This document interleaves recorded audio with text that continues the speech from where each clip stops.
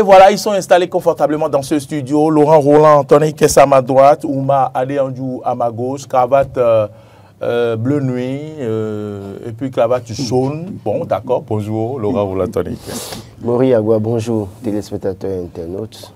Auditeurs, bonjour. Ouma Adeyanju, bonjour. Bonjour Roland. Bonjour Ouma Adeyanju. Bonjour Mori, bonjour chers téléspectateurs, bonjour également aux auditeurs de Diaspora FM. Vous avez parlé des cravates, mais en fait c'est comme si moi et Laurent c'était de la télépathie aujourd'hui, c'est comme si on s'est parlé. C'est des demi-saisons de la même de la même espèce, on va dire. Même espèce. C'est des jeans en bas également. Ah quand ouais. il est rentré en jean, il dit d'accord. Aujourd'hui, il y a apparemment une connexion. Oui, connexion parfois, oui, ça peut arriver. Et très bien, vous avez joué, vous êtes habillés comme des Américains, hein, comme le dirait le recteur de l'université, l'actuel recteur de l'université de Parakou, et à qui on fait un clin d'œil, mon ancien professeur, vous vous rappelez Jamal Poissa, c'est à vous de vous rappeler de lui. Ah ben bon, vous ne vous rappelez pas. Son nom, vous voulez dire? Oui, son nom, l'actuel recteur Sobossi, professeur Sobossi. Voilà, donc il m'a gardé en master. Et donc, un clin d'œil au professeur Sobossi, oui, tous ceux-là, ils nous suivent, voilà, ils nous font les retours. Et puis, à l'université de Parakou, on viendra dans quelques instants, cher recteur Sobossi, pour ce qui nous concerne, en ce qui concerne la faculté de droit, on va en parler. Mais avant, Laurent Roland Tony Kessa Ouma Adeyanju, à Parakou, Badamassi et Akbona, mettent à nu un plan machiavélique contre Talon, et puis c'est Nord-Sud Quotidien qui en parle. D'autres quotidiens en ont parlé. J'espère, Ouma Adeyanju, que vous avez suivi depuis quelques jours.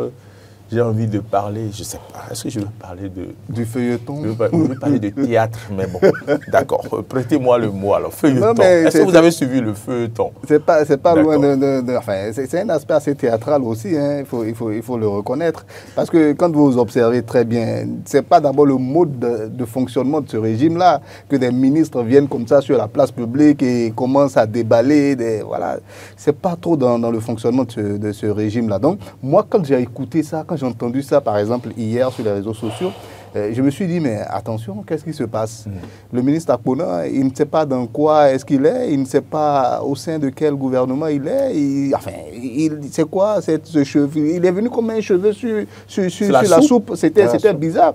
Aucun ministre de Talon depuis 2016 ne peut venir sur la place publique comme ça et commencer à déballer des choses. Bon, donc ça m'a intrigué, je me suis dit, mais ça pose quand même pas mal d'interrogations. On doit pouvoir se poser un certain nombre de questions. C'est vrai qu'hier, très tôt, nos confrères sur les réseaux et dans les unes ont tout de suite chargé. Tout le monde a pensé, s'est dit, mais écoutez, pourquoi est-ce qu'il s'en prend à son prédécesseur? Quel est le problème? Pourquoi? Et on a posé toutes sortes de questions. Moi, je pense que si un ministre de la République en arrive à s'exprimer ainsi sur la place publique, c'est en connaissance de cause. C'est parce qu'il connaît tous les contours peut-être de cette affaire-là. Parce qu'il a utilisé des mots qui sont quand même assez justes, assez évocateurs de ce qu'il voulait exprimer. Il a parlé de siphonnage comment on appelle, des deniers publics par des personnes qui sont encore en divagation. Bon. On peut se poser beaucoup de questions. Tout de suite, les gens ont lié ça à son prédécesseur. Il ne faut pas s'arrêter à son prédécesseur. On peut lier ça également à beaucoup de collaborateurs également du chef de l'État qui sont donc en charge de gérer tout ce qui a rapport avec la mise en place des infrastructures dans nos municipalités. Il y a beaucoup de choses donc, qui peuvent être mises en cause à partir de cet instant-là. Et c'est là où je dis, les jours à venir vont nous apporter très certainement des clés pour mieux comprendre encore cette affaire-là. Mais, je le dis et je le répète, c'est un ministre de la République qui parle. Et s'il parle ainsi, j'ai envie de répéter cette expression qui est une expression très utilisée dans nos rues, il n'y a pas de fumée sans feu. Donc, s'il en arrive à s'exprimer ainsi, c'est que dans les jours à venir, on va certainement entendre des choses. Parce que moi, je ne vois pas, par exemple, le président Patrice Talon se taire sur de tels propos, ou bien même le porte-parole du gouvernement, simplement, peut-être dès le week-end prochain, nous dira un peu plus sur cette affaire. Aujourd'hui, c'est le Conseil des ministres. Oui, aujourd'hui, déjà, c'est le Conseil des ministres. Donc, le porte-parole aura l'occasion de nous répondre. Voilà, déjà, par rapport à ça. D'accord. Et généralement aussi, les week-ends, il passe devant les hommes hommes des médias pour s'exprimer. Donc, et ce sera aussi l'occasion au niveau du Conseil des ministres pour que le chef lui dise, mais attends, qu'est-ce qui s'est passé? C'est quoi le problème? Comment on dit ça? Qu'est-ce qui s'est passé, enfant? était dur. Bon, je peux passer à Ouma? Allez-y. D'accord. Alors, je peux passer à Roland. Roland, Ouma a dit qu'on peut se poser plusieurs questions. Normalement, dans un pays, quand un ministre comme ça parle de cette façon, je me dis qu'on doit faire un audit pour voir si tout est clean. Oui. Et le ministre qui a parlé est un expert comptable. Ah, le ministre qui a parlé est un expert comptable. Voilà. Et il constate dans sa tournée qu'il arrive dans le premier arrondissement qui n'a pas d'eau et qui n'a pas d'électricité. Bon, peut-être un quartier. Et j'ai écouté les propos. Les propos ne sont pas du tout tendres. On voit que le ministre est un homme véridique. Et il a dit ce qu'il pense. Mais est-ce que il fallait dire tout ça? Est-ce que c'est une accusation indirecte? Est-ce que je suis en train de poser les questions que Ouma se pose? Allez-y, je vous répondrai. Est-ce qu'il n'a pas confondu son rôle de ministre au rôle de ministre conseiller? Parce que le ministre... Merci pour cette question. Oui, je vous remercie également. Parce que Bon, d'accord, je vous laisse répondre. Alors, le régime nous a rassuré tout le temps, toujours rassuré que tout va bien. Et Adambi n'a pas fait un an au gouvernement. Et puis, subitement, il est remplacé en janvier 2025. Et celui qui est son successeur en arrive à prendre la parole publiquement dans une circonscription électorale qui n'est pas favorable au régime en place. Premier point. Et le ministre dont on parle, parce qu'il est allé jusqu'à parler d'ambition démesurée, c'est celui qui, à un moment donné, a commencé par avoir des ambitions. Et qui est un chouchou de la localité dans laquelle on le vilipende de cette manière. Parce que 2023, quand on se base sur les résultats, c'est le seul qui a réussi à se faire élire sur la liste du BR jusqu'à nouvelle ordre. D'abord, c'est qui était à ces côtés-là. Deuxième sur la liste n'a pas réussi à se faire élire député. Donc, quand vous allez dans une localité, vous voulez corriger les choses, vous n'allez pas directement pour crier, pour dénoncer ou vilipender un fils de la localité. S'il y a mal donne, que les instances, l'inspection générale de l'État prennent ses responsabilités, que la CRET prenne ses responsabilités, qu'il y ait des poursuites et qu'on démontrera par plus que le monsieur a mal géré. Le ministre, tel qu'il s'y est pris, je pense qu'il a livré son régime, le régime auquel il appartient. Parce que c'est comme si... Oui, c'est comme si, alors, on nous a dit que le gouvernement lutte contre la corruption, que tout va bien, il n'y a plus de malversation, mais subitement, un ministre qui a fait des années au gouvernement, on vient de découvrir qu'on a mobilisé des dizaines de milliards, mais qu'il y a problème. Cela suppose que quoi? Si Adambi n'était pas en disgrâce, parce que, partons de ce postulat, Adambi est parti du gouvernement, pourquoi? Parce que, à cause de ses ambitions. Et on a vu, quand il est parti, il a été sanctionné par sa formation politique. Si Adambi était encore au gouvernement, est-ce qu'on entend parler de ça? Première chose.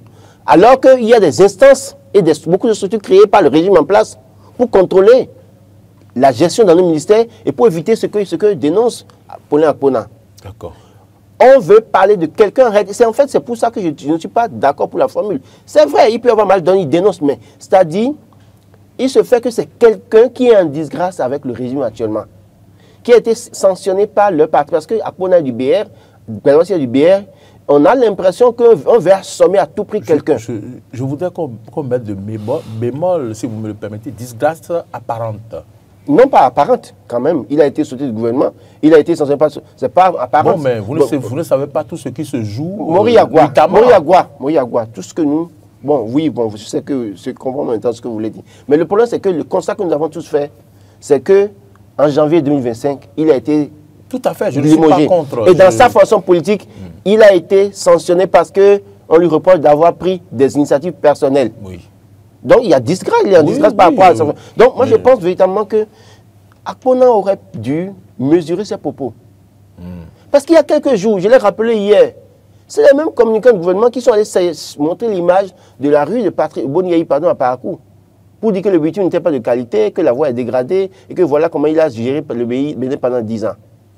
Mais quelques semaines après, vous allez dans la même localité, et vous attaquez à un fils du terroir pour dire que voilà. Écoutez, quand il n'y a pas de l'eau, parce que hier encore, hein, j'ai les chiffres encore là, il y a un cadre qui a sorti des chiffres et qui a dit... Par rapport à quoi? Par rapport à ce que dénonce Akpona là, par rapport à Parakou, les localités Parakou, le travail qui a été fait en termes d'eau et d'électricité. Et qui disait qu'il veut quelqu'un pour le contredire. J'ai lu les chiffres hier. Donc, pour dire quoi? Est-ce qu'il est parti il a comparé les chiffres par rapport à avant 2016 ou bien... Non, au cours de la gestion de Adambi et autres, après 2020, 2021. Maintenant, le problème c'est que... ces chiffres crédibilisent Adambi ou bien le... C'est pourquoi il a avancé les chiffres. Il dit qu'il veut bien quelqu'un pour le contredire. Je veux bien voir le cas du ministère aller le contredire. Parce que c'est dans la contradiction que la vérité va sortir. Mais j'estime véritablement que Paulin Akpona a manqué de réserve. Écoutez... Est-ce qu'il a confondu son rôle au rôle du conseiller? Vous l'avez si bien dit, et c'est bien ça, parce que le rôle du ministre conseiller, c'est d'aller prendre la parole, de dire ce qu'il pense, d'évoluer. Mais le ministre a l'obligation de réserve sur des faits. Parce que le problème, c'est qu'il est bien clair que, oui, dans les faits, on peut dire que l'autre a mal géré. Mais il se fait que dans les poursuites, on constatera peut-être qu'il n'a pas mal géré. Et si le jour, demain, la justice en arrivait à blanchir son prédécesseur en réalité, comment est-ce qu'on gère ça? Donc je pense que s'il y a quelqu'un qui fait mal, la première chose, ce n'est pas d'aller dire ce qu'il a dit. D'abord, le problème, c'est qu'il tombe dans le piège de Gbadamassi. Parce que c'est Gbadamassi qui prend la parole à tout vent et qui dit ce qu'il pense. Il joue bien son rôle. Est-ce que vous pensez qu'il l'a poussé devant? Non, de toute façon, Gbadamassi, lui... Parce qu'on les a vus sur une photo, les deux comme ça. Oui, j'ai dit hier que Gbadamassi, et je le répète ce matin, c'est un cabri mort qui n'a pas peur de couteau. Vous lui dites tout ce que vous voulez, il s'en fout. Et lui dira ce qu'il pense, il continue.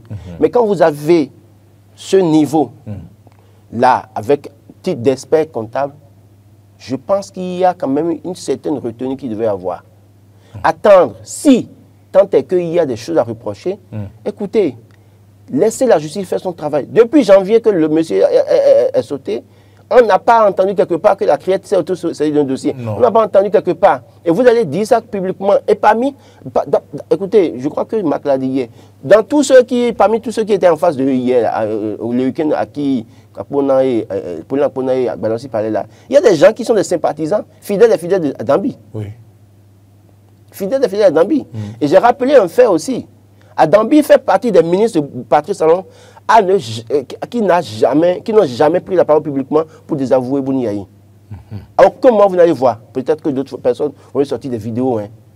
Mais ce monsieur-là, il faut faire attention avec lui. Quelqu'un qui a commencé à prendre des initiatives pour aller dans la localité et déjà qui a commencé à avoir l'adhésion d'une certaine communauté parce qu'on lui reproche d'avoir des ambitions. Et c'est en cela que je ne suis pas d'accord aussi. Parce qu'il suffit seulement que quelqu'un ait des ambitions pour qu'on l'accable de tous les péchés. Cette manière de faire les choses, je pense que ça n'arrangera pas aussi les régimes. Parce que quand vous regardez, il dit ambition démesurée. Quel péché y a-t-il? Si Oumar dit demain je vais être candidat, même si on sait qu'il sera bloqué par les parrainages, quel péché a-t-il commis en disant je vais être candidat? Que le fauteuil lui plaît. Oui, écoutez, est-ce que c'est à croire que le fauteuil est réservé seulement à une catégorie de personnes? Non. Mais le fauteuil lui plaît, mais il ne peut pas dire. Qui? Bon, la chanson de l'autre là. Mais Adambi a exprimé dans bien des cercles que ça lui plaît. Et on ne peut pas lui en vouloir pour ça. Il s'agira peut-être pour eux de trouver les moyens pour le bloquer parce qu'il ne pourra pas avoir les parrainages. Mais parce que quelqu'un dit j'ai envie d'être vice-président ou bien j'ai envie d'être président, on parle d'ambition démesurée. Non, écoutez, ça par exemple, c'est aussi c'est pas bien, c'est pas courtois. J'estime que n'importe quel citoyen, même le dernier cotonculteur du Bénin, le dernier producteur de maïs du Bénin, peut avoir envie de diriger le Bénin. Maintenant, il reviendra d'ailleurs, c'est eux qui ont voté les lois, il reviendra aux instances du parti de voir si on peut lui donner le parrainage ou pas. Et ça, il reviendra aussi aux membres du parti de voir s'il remplit toutes les conditions. Donc, il n'y a aucun péché à avoir une ambition. Donc, je pense qu'à un moment donné, j'ai l'impression, au cours de cette sortie, qu'on a voulu à tout prix assommer quelqu'un. On veut finir, comme on le dit ordinairement, on veut l'achever. On veut le terminer. On veut le terminer. C'est-à-dire, on a déjà sorti du gouvernement, on l'a déjà sanctionné dans le parti, mais il faut le terminer. Parce que, attention, le monsieur là, il est encore vivant. Il est encore dans. Et donc, si on le laisse comme ça, là, attention, ce n'est pas bon pour nous. Il faut l'assommer. Et c'est dans son arrondissement. Et quand vous faites ça par parcours, quand vous faites ça par parcours, dans la 8e ou en 2023, vous avez réussi. 8e ou bien premier? Dans la 8e.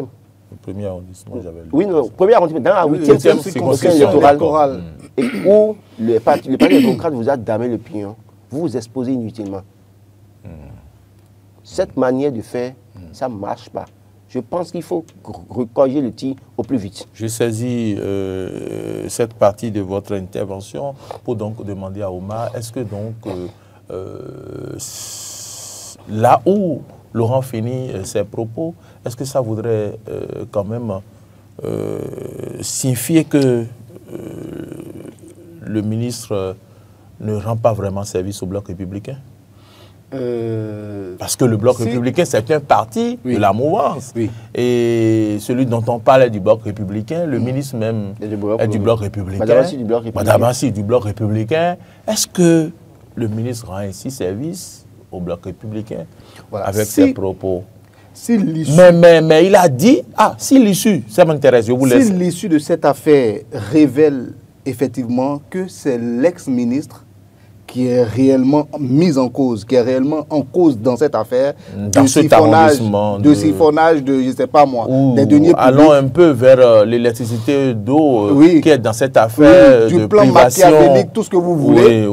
D'eau et d'électricité. Si l'issue de l'affaire révèle cela, alors le Bloc républicain, il y a Moïse. Voilà, il y aura un souci à régler. Parce que c'est un élément très important. Roland l'a démontré, ça je ne reviens pas dessus. Il est très important dans ce parti-là et plus précisément dans cette circonscription électorale. Ça c'est un premier élément. Mais l'autre élément que moi j'aimerais bien sur lequel j'aimerais bien qu'on revienne, c'est sur les propos du ministre lui-même. Il a dit, c'est vrai, qu'il y a quand même un fils de cette localité qui a été nommé. Ok. Et malgré ça, on assiste à ce à quoi on assiste, tout ce qu'il dénonce. Il n'a à aucun moment prononcé le nom de son prédécesseur. Oui. Ça c'est un premier élément. C'est un premier élément, selon moi. Donc à partir de cet instant, moi je me dis, on sait de qui il parle, monsieur. Bon, on sait peut-être de qui il parle, mais moi je me dis, quand on l'écoute bien et qu'on fait une lecture et qu'on se départage de tout ce qui a rapport avec les stratégies politiques, tout ça, et qu'on évite déjà cette grille de lecture très politique d'abord, on va se rendre compte d'une chose.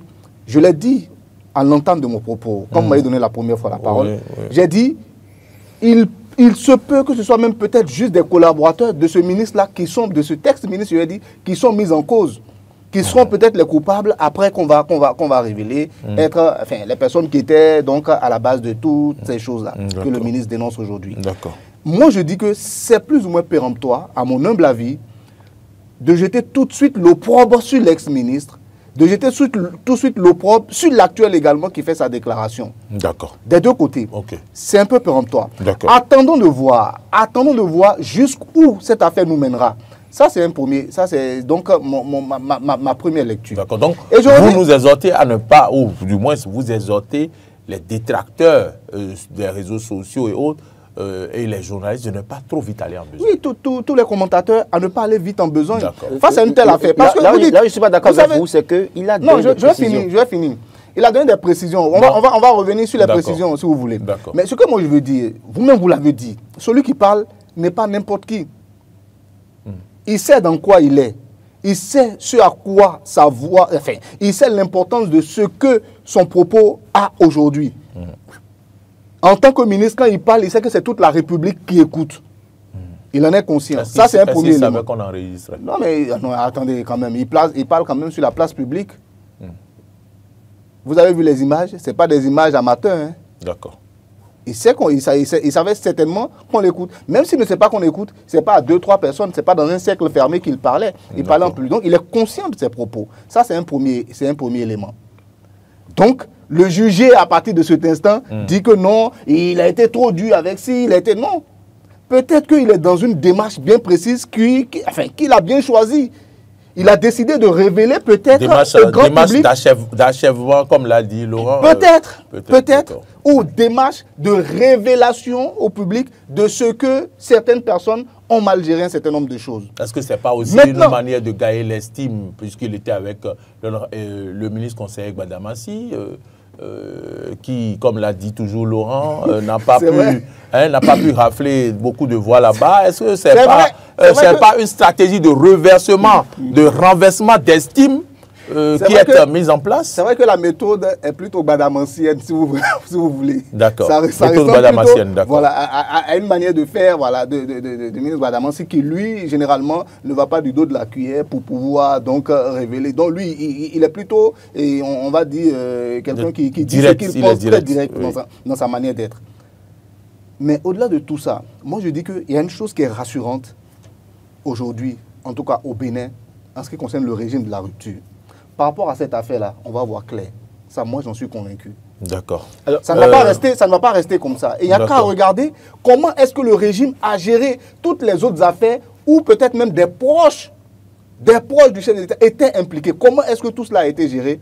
Ça devait être un élément très rassurant. Donc, à partir de cet instant, on doit rester plutôt calme et ne pas tout de suite mettre la charrue avant les bœufs ou ne pas se jouer tout de suite comment on appelle les donneurs de verdict pour dire voilà, c'est elle qui a raison, c'est elle qui a tort. Parce qu'on n'en sait rien pour le moment. Il a juste dit, il n'a même pas incriminé une personne. Il a dit que malgré ça, il y a eu des fils, il y a eu un fils quand même qui a été nommé. Très bien. À part ce propos-là qui peut prêter un peu à interprétation. Ce propos. Il y a encore d'autres propos. Peut-être qu'il y a quelques précisions. On va écouter les précisions. Il va rappeler les précisions. Pour le peu que moi j'ai suivi, moi je pense qu'il est plutôt prudent, en tant que commentateur, d'attendre un tout petit peu quand même que d'autres éléments viennent nous permettre donc de pouvoir comprendre un peu plus tout ce qu'il y a autour, enfin, tout ce qu'il y a en amont et en aval de cette histoire. Celui qui a parlé n'est pas n'importe qui. Il sait ce qu'il dit, il sait pourquoi il le dit. Laurent, quelles sont ces précisions dont vous parlez? Je pense qu'on ne va pas tourner autour du pot. Il a parlé d'ambition démesurée. Oui. Et il a parlé de milliards de ressources d'investissement mobilisées. Oui. D'accord. Bon, ambition démesurée, moi, je n'ai pas entendu ça dans l'élément qui circule en tout le monde. Il a bien dit ça. Si vous voulez, on va jouer ça. Je vais relire, il n'y a pas de souci. J'ai écouté, j'ai entendu. Ambition démesurée. Il a dit. Et je ne pense pas que ce soit les collaborateurs du ministre qui aient des ambitions. Parce qu'on sait que l'ancien ministre a eu des ambitions. Ça, on le sait, je suis d'accord. C'est le seul ministre depuis 2016 qui a occupé ce fauteuil. Non, il y avait Jean-Claude Donat-Oussou qui avait traité ce qu'il avait vu de musée. Et lui, il est parti, c'est après lui qu'on a pu... Ce que lui, il a vu, il a traité ça de musée. Oui, mais vous vous rappelez, parce que lui, il était ministre de l'énergie, l'autre était ministre de l'énergie, l'autre était ministre de l'eau. Et après, quand je pose cette question, c'est pour voir, quand il parle de fils, est-ce qu'il ne parle pas d'un autre ministre ou bien c'est... Non. Il y avait Jean-Claude Donat-Oussou qui était là. Il y a Edouard Dahomey qui était secrétaire d'État, secrétaire d'État à l'énergie également. Mais il faut préciser que Adambi était ministre de l'eau à un moment donné. Et après, quand Jean-Claude Donat-Oussou est parti, on lui a donné... Voilà. Donc, il y a que... quand il va dans la localité, parce que Jean-Claude Donat-Oussou n'est plus là quand même. Depuis, il est parti. Et moi, j'estime véritablement que on ne va pas tourner autour du pot. Il est allé dans une localité où... Et vous savez, ce que beaucoup ne comprennent pas, il faut qu'on insiste là-dessus. Gbadamassi n'a pas digéré sa défaite en 2023. Il était deuxième sur la liste. Adambi était titulaire avec comme suppléant Charles Tokor. Très bien. Et connaissant comment il voulait mouiller le Mario sur le terrain, avec tout ce qui se passe, il aurait aimé être tête de liste pour passer, continuer à être député. Et cette défaite de 2023, il ne l'a pas digérée. Aujourd'hui, il travaille à revenir en force pour être député. C'est ça. Et donc, tous les moyens seront bons.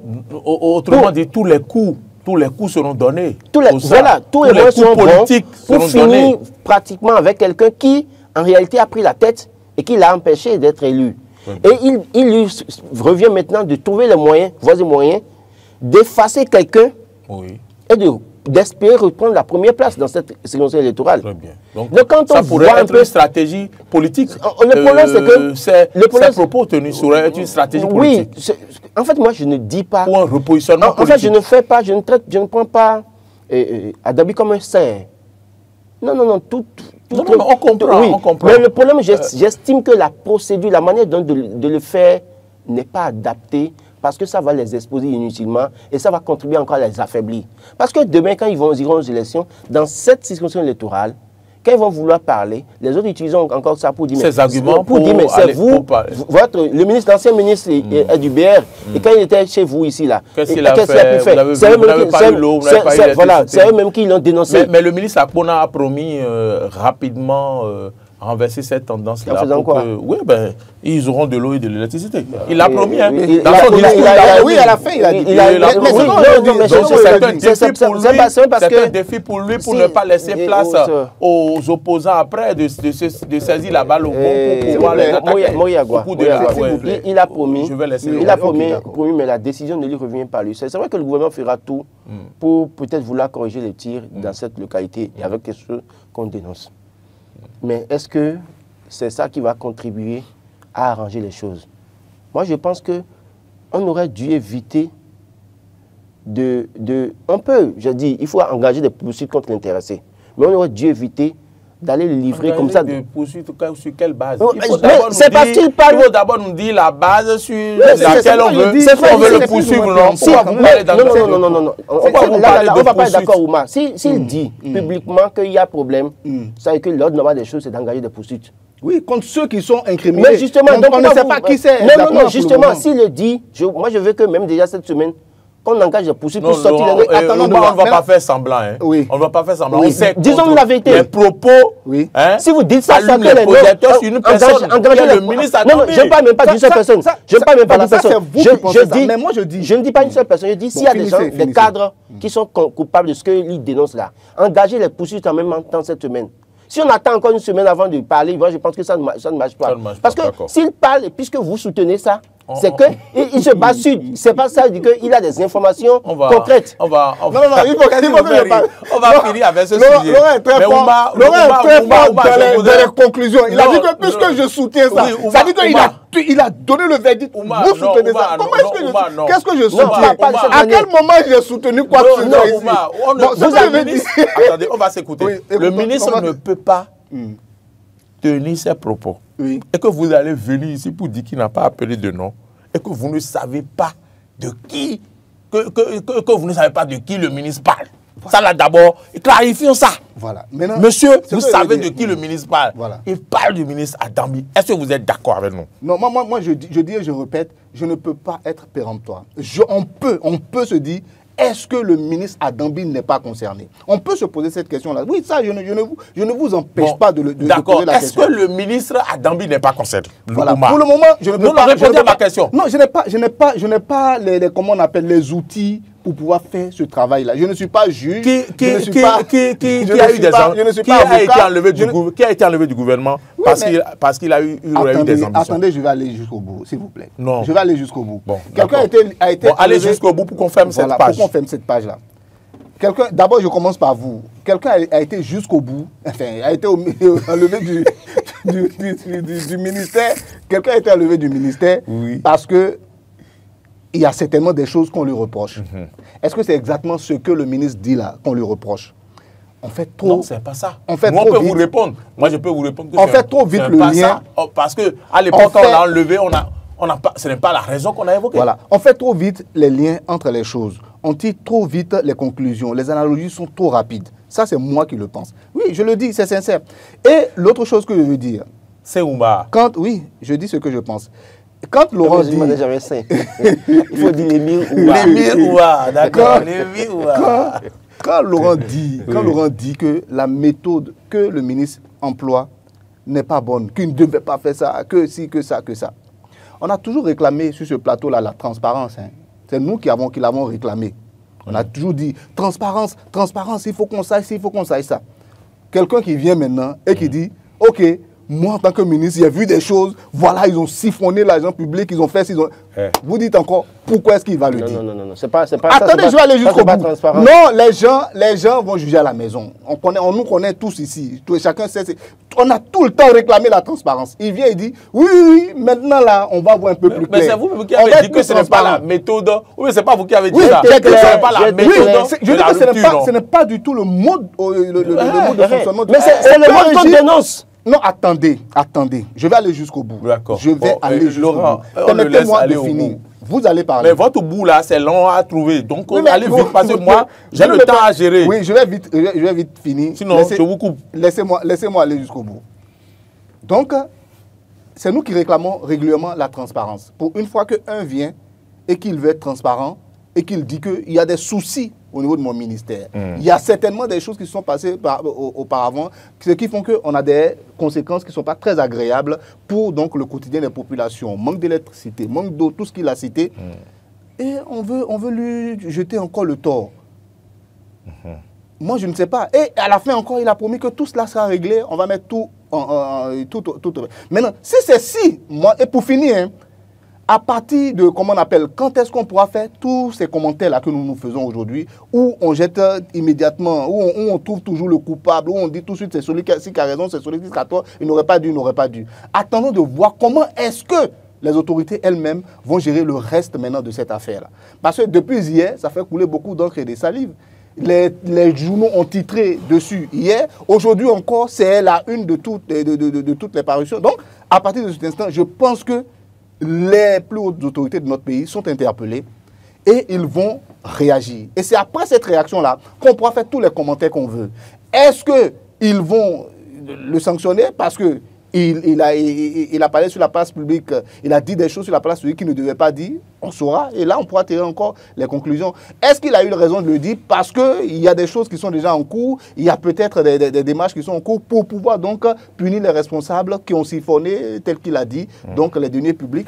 On va le savoir. Donc peut-être qu'il est en train de nous révéler simplement que voilà, il y a une démarche qui est en cours, il y a une procédure qui est en cours pour pouvoir donc punir certaines personnes, et tout de suite on dit non, que pourquoi il va dire ça, pourquoi il va dire non. Non, nous ne nous intéressons pas à ce que les gens disent. Voilà. Écoutez, intéressons-nous à votre analyse. Je reviens sur ce que je dis depuis le début. Vous avez une minute. Oui, je pense véritablement que cette manière de faire la politique,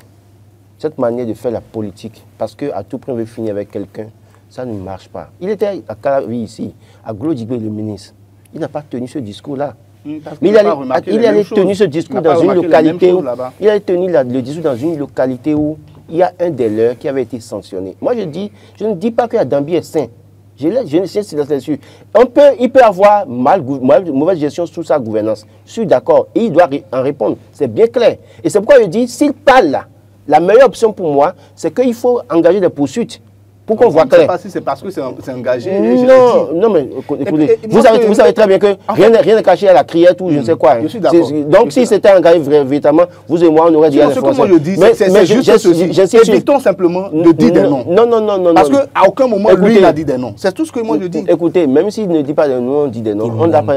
Écoutez, je vous dis clairement ce qui est. Je vous dis clairement je vous dis clairement et si le soir, le porte-parole du gouvernement Laissez un ministre déjà démissionné dans ce pays et on nous a dit qu'il n'a pas démissionné. D'accord. Donc le porte-parole il peut bien être en train de parler. Il peut bien être en train de parler. C'est possible. Mais là où il allait parler, c'est des indices. C'est même pas qu'on suppute, c'est même pas qu'on invente. Il allait parler quelque part. Il fait des tournées depuis un moment, depuis qu'il est ministre. Mais il n'a pas tenu ce discours dans les autres localités où il est parti. Mais il allait tenir le discours dans une localité où il y a quelqu'un qui a été sanctionné dans leur fonction politique, qui a eu des ambitions à un moment donné. Ne tournons pas autour du pot. Écoutez, moi je pense que on ne va pas situer le débat. On ne va pas situer le débat à ce niveau. L'essentiel que vous devez dire, vous l'avez eu à dire. On va passer à un autre sujet. Nous allons donc attendre pour que nous puissions voir clair dans cette affaire, peut-être après le conseil des ministres d'aujourd'hui, ou bien dans une semaine, ou bien on va quand même, vous l'avez dit, hein, vous avez dit que le président de la République nous aidera à voir clair dans cette affaire. Donc, déjà, on conseil aujourd'hui. Bon, je ne sais pas, c'est pas trop tôt? Pourquoi? Comment c'est trop tôt? Ah, mais c'est quand même... Le ministre a parlé, donc en réalité, on doit aller très vite pour nous situer les choses. C'est le débat le plus important. C'est un souhait ou bien... Oui, dès que le ministre a parlé, ça veut dire qu'il a peut-être livré sur la place publique un secret de couvent.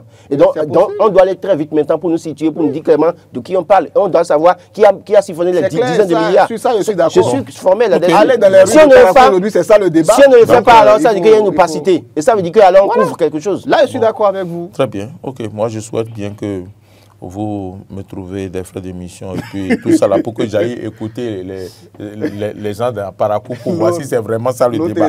Nous allons passer à un autre. On reste à Paracou. Hein. Oui, on reste à Paracou.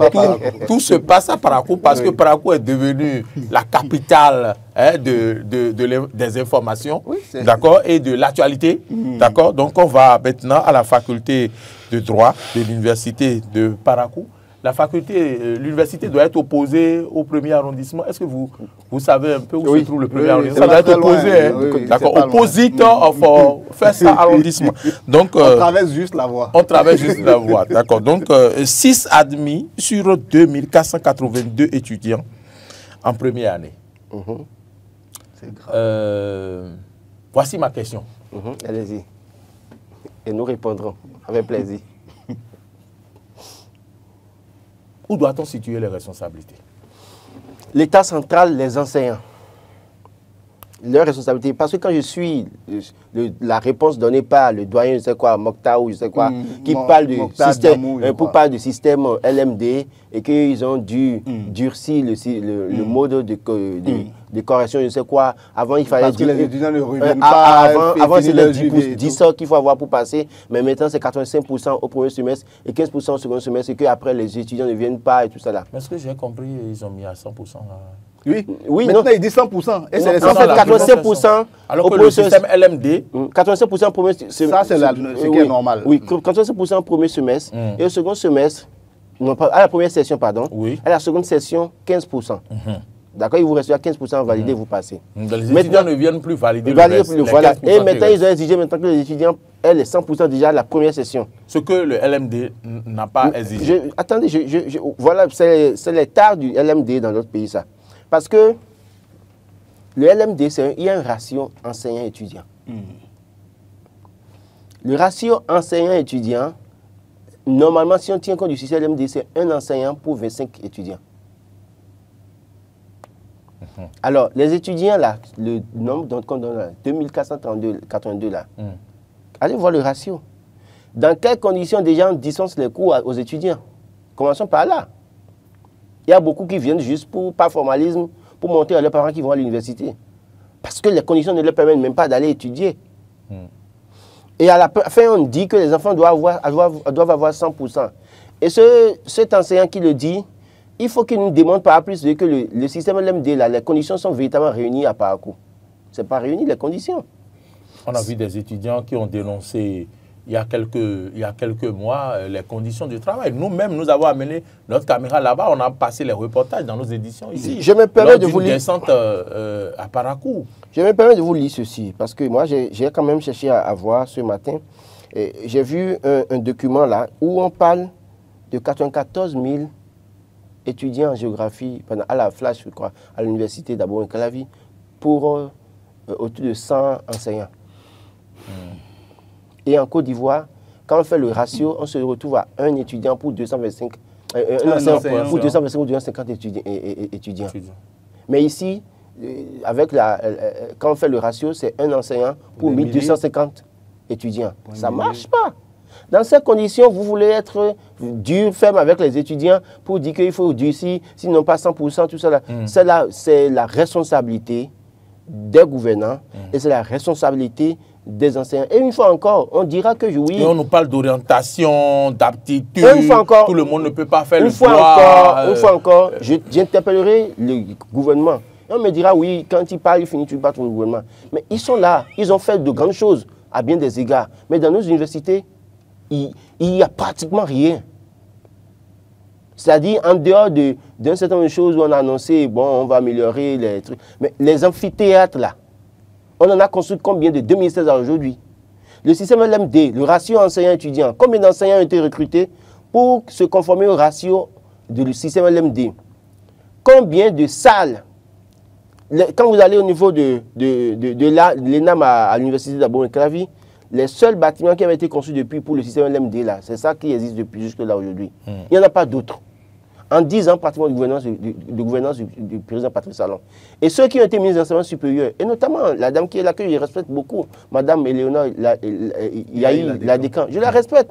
Mais je dis, sur la question du système LMD, qu'a-t-elle fait véritablement pour le monde universitaire? Elle qui est enseignante. Elle était mon professeur. Elle qui est enseignante, qu'a-t-elle apporté pour l'amélioration des conditions d'études des étudiants et des enseignants? On ne peut pas en 2025 continuer à avoir 3000 étudiants dans une salle et un enseignant devant. Les enseignants aussi sont fatigués. Vous imaginez, d'abord, avec les conditions, l'enseignant va se mettre devant une copie, 3000 copies pour corriger. Et on sait comment ça s'est passé. Moi, j'ai fait la sociologie. Je sais comment ça se passe. Vous avez fait géographie. Vous n'allez pas me dire le contraire. Et en votre temps, c'est quand même un effectif assez cassant. Mais aujourd'hui, allez voir. Quand bien même il y a plusieurs universités privées aujourd'hui, allez voir l'effectif dans ces facultés. Alors, ça veut dire que nous avons besoin d'infrastructures de qualité. Nous avons besoin de recruter plus d'enseignants. La dernière fois, les docteurs ont dû saisir le chef d'État par lettre ouverte pour demander à être recrutés. Alors, nous devons construire des salles qui répondent aux normes du système LMD. Et dans ces conditions, on peut être ferme avec les étudiants pour dire soit les 85% à la première session, 15% à la seconde session, ou alors les 5%, 100%, parce qu'on a réuni les conditions. Mais si vous ne réunissez pas les conditions, allez, les étudiants, allez voir peut-être les conditions dans lesquelles ils étudient à parcours. Beaucoup fuient Cotonou, hein, parce qu'il y a 6 000, 4 000 là. D'ailleurs, ils se retrouvent à parcours, ils se retrouvent encore dans 2000. Alors, quand c'est comme ça, moi je pense qu'on ne peut pas... Ce qu'il dit là, pour moi, c'est se foutre pas mal des étudiants et des parents. Les enfants font l'effort de venir à l'université, étudier. Et si vous demandez qu'on finisse tout... Alors, lui, quand il était étudiant là, peut-être il peut faire comment vous appelez l'exception. Parce qu'il y en a qui finissent à la première session. Mais tous ceux-ci, lui, il avait peut-être l'habitude de finir tout à la première session. Est-ce que tous ces... Durant tout son cursus, moi je veux bien voir. Voilà. Donc, est-ce que dans son entourage, même ses camarades d'amphi à l'époque, là, eux tous validaient tout à la première session? Ce n'est pas possible. L'université n'est pas, comment vous appelez, d'ailleurs même... Dans mon amphi, à la première session, en 2001, je pense que c'est pratiquement 2 ou une seule personne qui avait validé la session. Hein. Vous imaginez? Alors, donc, aujourd'hui, qu'est-ce qu'il faut faire? Il faut revoir. D'abord, les curricula de formation. Commençons par là aussi. Commençons par là. Moi, je pense qu'il y a un problème. Et je trouve que... vous avez déjà tiré la conclusion, vous avez dit que, et si j'ai bonne mémoire, vous avez tiré déjà la conclusion dans vos propos, et vous avez dit que les responsabilités incombent à l'administration et qu'il va falloir aux universités très vite. Parce que si les conditions ne sont pas remplies, est-ce que si les conditions ne sont pas remplies, vous pouvez même vous permettre d'aller au-delà de ce qui est prévu par les règles en ce qui concerne le LMD? Vous voyez. Déjà c'est ça les vraies questions. Je vais répondre complètement à vos questions. Mais j'ai une question pour M. Mokhtar Damour. Peut-être s'il me voit à la télé. Moi, je m'appelle Oumar Adéanjou, je suis journaliste et je fais mon travail de journaliste.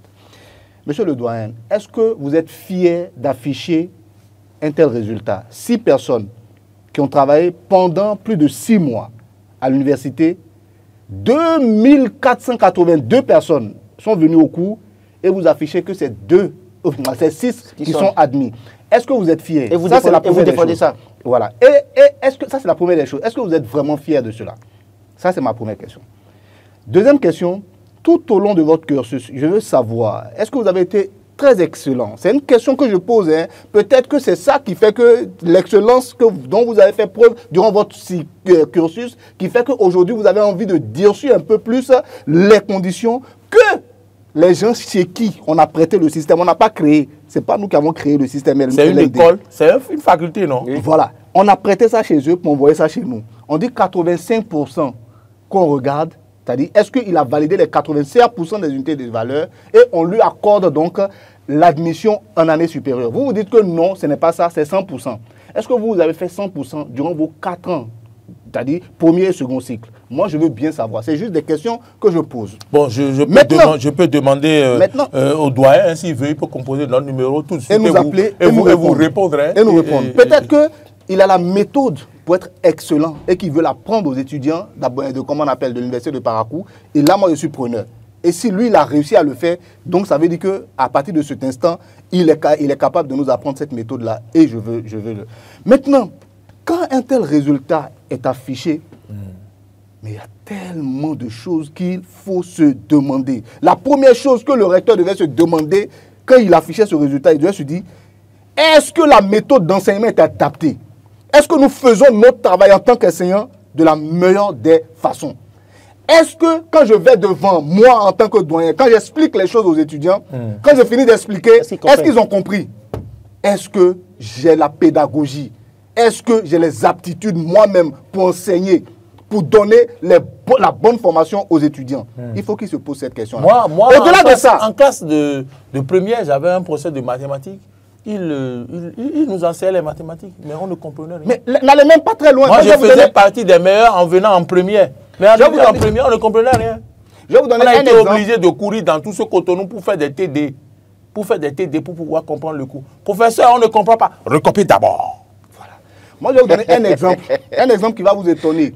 Beaucoup de personnes vont commenter. Ils vont dire non, Oumala, il fait sinon. Je vais vous donner l'exemple de Madame Yahi Ladekran. Elle est professeure de chimie organique. Elle m'a pris en licence de biochimie et biologie moléculaire. Je vous assure, moi, j'ai son écriture encore dans mon cahier. C'est vérifiable. L'écriture de Madame Yahi Ladekran. Quand elle a fini, elle demande, qui n'a pas compris? C'est quand même assez simple. Ouma, toi, tu n'as pas compris ça. Donne-moi ça. Je vous assure, elle était très jeune dans la période. Et elle faisait partie des plus jeunes. Donc, il y a des gens qui ont ce sacerdoce-là en eux. Ils ont ça dans leur vocation. Et voilà. Dans le sang. Elle l'a.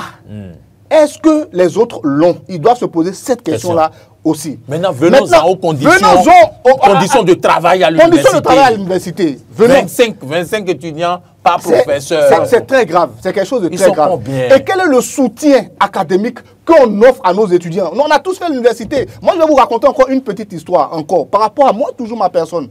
Moi, je finis un jour un examen, une composition. Mais je sais, c'est-à-dire que c'est à 100%. Moi, j'ai toujours dit, depuis que je vais à l'examen, je dis toujours à mon père quand je finis, toi là, cette partie-là, j'ai pas bien fait, cette partie, j'ai bien fait. Je ne suis pas un cancre. C'est pas pour me vanter. Donc à l'université, j'arrive, je décline, je fais tout ce que j'avais à faire. C'était une filière, on va dire, plutôt qui avait rapport avec la botanique, une unité de valeur qui avait rapport avec la biologie végétale, c'est-à-dire tout ce qui est lié aux végétaux. Donc je finis, je dis le processus qu'on m'a dit, dans mon français. Mais vous savez que le monsieur ne m'a pas donné comment on appelle, la totalité des points. Il ne m'a même pas donné la moyenne. Alors que je connais tout le processus, je lui ai décliné tout, mais dans mon français. Qu'est-ce qu'il veut que vous fassiez? Je devais réciter ce que lui, il a dit. À l'université, on doit réciter à l'université. Voilà ce que nous, on vivait dans le temps. Je ne sais pas si c'est toujours comme ça aujourd'hui. Non. Dans cette faculté, vous devez bûcher. Pourquoi? C'est pas comprendre que vous devez bûcher, les sciences, mot pour mot. Pourquoi? Pour quelle raison? Il ne faut pas abrutir les étudiants. Il a compris. L'étudiant a compris le procédé, il a compris le processus. C'est ce qu'on demande. Je ne comprends pas. Malheureusement, chez nous, on veut qu'il récite. On ne donne aucun soutien aux étudiants. Est-ce que c'est le théorème des moments? Est-ce que c'est le théorème des moments? Même le théorème des moments, écoutez-moi. Je vous traumatise, parce que là, on est en mathématiques. Oui, en mathématiques. En physique, je vais rentrer encore. Ça va votre problème.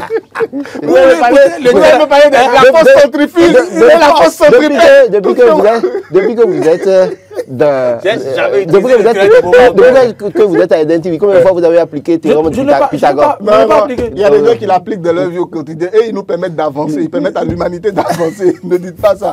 Oui, même le théorème des moments. Oui, on a tendance à penser que aussi même les sciences pures et dures là, il faut réciter. Non, on ne récite pas. Revenons au doyen pour conclure. Voilà, pour conclure. Attendez, je vais vous dire. Il faut parler au gouvernement aussi. Non, laissez le gouvernement. On va laisser. Je vais vous dire pourquoi. Vous savez, le recteur de l'université de Parakou, le professeur Sobossi, à qui je veux rendre hommage, c'est un monsieur, si c'est la pédagogie. Vous avez vu, tel que vous avez parlé de Madame Ladégan là. Non. Non. Il m'a gardé en Master 2. Honnêtement, son premier cours, quand il est venu faire là, non, moi j'avais déjà tout compris. Il y a des gens comme ça. Moi, il y a des Si je parle de lui, c'est parce qu'il est recteur de l'université de Parakou. Et je souhaiterais, chers professeurs, chers recteurs, que vraiment, parce que c'est pour la première fois qu'on apprend une telle chose. Pas pour la première fois. Chaque année, il y a toujours des résultats. 10 étudiants admis. C'est parce que cette fois-ci, c'est allé à Parakou. D'ailleurs, Parakou aussi, chaque année, il y a toujours des résultats comme ça. Bon, on n'a pas encore les résultats de l'université d'Abou Calavier. Ça, c'est la totale. Chaque année, on en parle parce que. Je vais finir pour dire. On en parle parce que c'est la une d'un journal. Sinon, chaque année, allez voir les résultats chaque année. C'est toujours catastrophique. Professeur Sogbosi, il faut nous regarder ça. Il faut nous voir ça. Et il faut nous voir ça. Laissez le gouvernement. Je vous ai dit laisser le gouvernement d'abord. Non, la première volonté.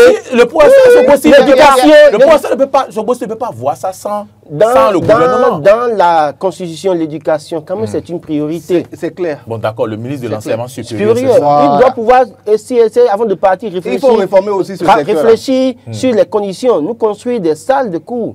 Je pense qu'avant de partir, ils ont encore cette possibilité de faire. Parce qu'il y a des travaux qui sont lancés un peu partout dans la ville, dans le pays. Donc, on peut quand même lancer au moins quelques 50, 100 salles de master et conformes au système LMD. Qu'on fasse ça et qu'on recrute les enseignants. Moi, je pense que oui. Il ne faut pas dire ça aussi. Oui, le recrutement a été lancé. Parce que les enseignants sont des employés de l'État. Donc, au fond, même si on leur reproche tout là, il faut quand même qu'on interpelle ceux qui les ont recrutés ou qu'ils essaient de mettre des conditions. Ne changeons pas les règles du jeu.